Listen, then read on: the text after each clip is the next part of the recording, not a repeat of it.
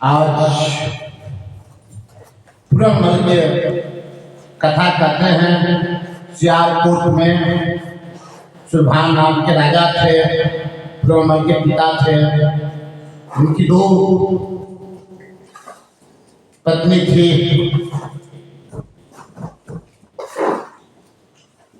एक समय के बाद था, उनके पुत्र नहीं होते थे। गोरक्षनाथ जी भ्रमण करते हुए सुलभन राजा के नगरी में गए। वहाँ बाग सूखा हुआ था, कुआं में पानी नहीं था। गोरक्षनाथ जी जाके हरा भरा हो गया। सुलभन राजा जो था गोरक्षनाथ जी के पास गए, कहने लगे कि हे प्रभु, मेरे पुत्र नहीं है, धन दौलत की कोई कमी नहीं है, मेरे दो रानी, लेकिन किसी भी रानी के पुत्र नहीं है।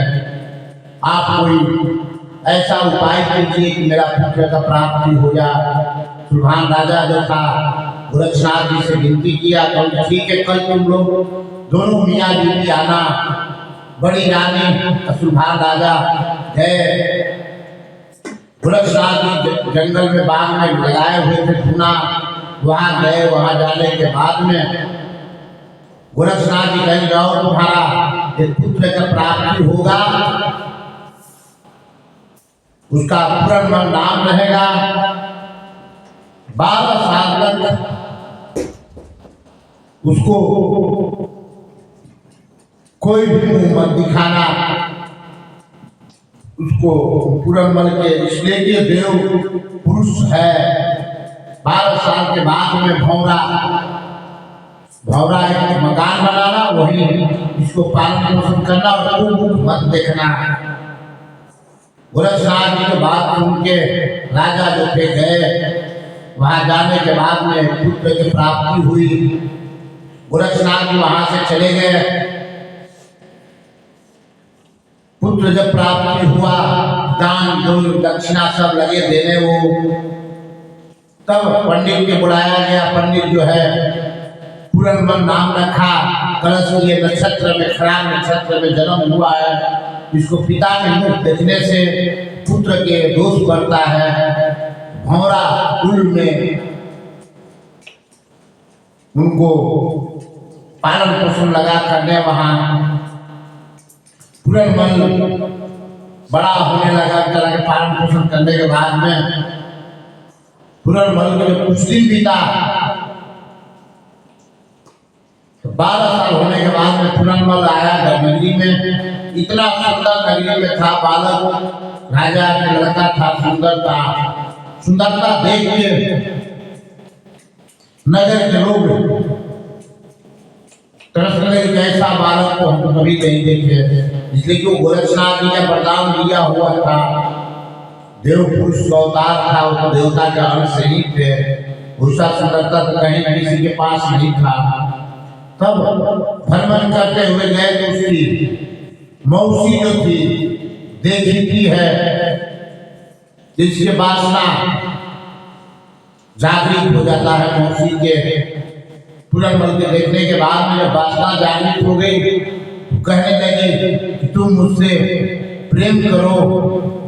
वो कहा कि नहीं, तुम तो मेरी माता के समान हो, मैं तुमसे प्रेम नहीं करूंगा। लेकिन नहीं, तुमको प्रेम करना ही पड़ेगा। तब पूरनमल रस नहीं, मैं तुमसे प्रेम नहीं करूंगा। यहाँ से पूरनमल चला गया। रानी जो थे, पहले कोप भवन बनता था। रानी जो थी कोप भवन में चली जाती है। वहां सब कपड़ा उपड़ा उतार के कोप भवन में बैठ गई। रानी के साथ में पहले दासी होती थी। दासी के भी बुला के कही दासी से, तुम भी मेरे में लेना और कहना तुम्हारा जो पुत्र है वो मेरे के साथ में गलती किया है। दासी से भी बता दिए। दासी जो है वो भी मेरे राजा आए। राजा लगे, देखते हैं कि रानी को भवन में बैठी हुई है, उदास होकर रो रही है। राजा लगे पूछने की क्या बात है, बताओ। कलश क्या बताएं हम। बताने लायक नहीं है। अब तो मुझे मर जाना चाहिए, इस जीवन में कुछ भी नहीं है। नहीं, कुछ तो बात बताओ, क्या कारण है तुम ऐसे धारणा करी हो। तब रानी जो थी बताई, क्या आपने जो पुत्र पुरनमल है मुझ पर गलत विचार से देखा, मुझे छेड़खानी किया, तो कल कोई प्रूफ है तुम्हारे पास?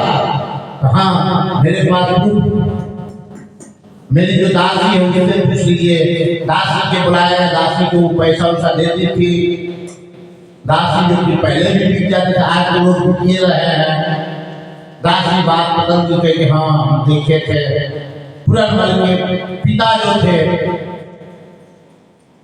बुलाए, उससे कुछ भी नहीं पूछे, इसको अलग लिए जाओ, इसको हाथ पैर कटवा के गड्ढा में डलवा दो, कुआं में।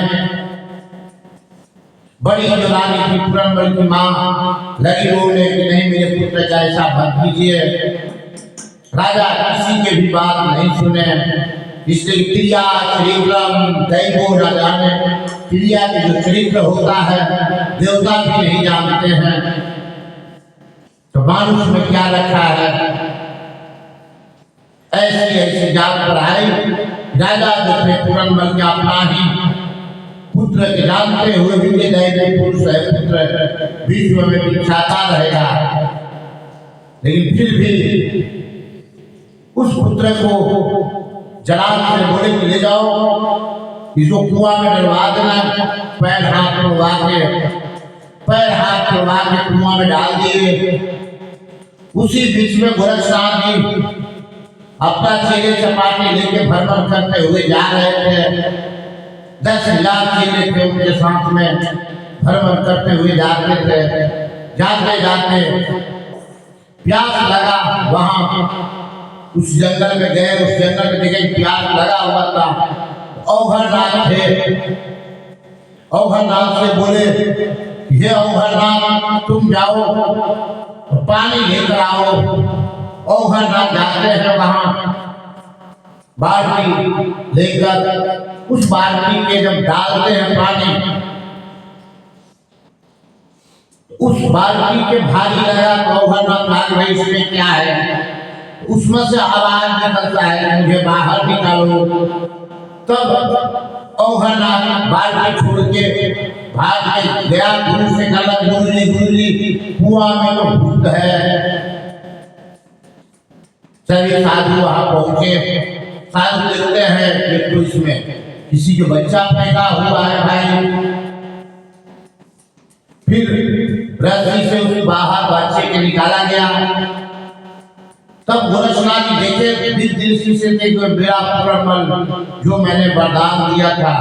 तब पूछने लगे कि हे चेले क्या बात है, तुझे पिता तुझे कुआं में क्यों डाल दिए थे पैर हाथ तोड़वा के।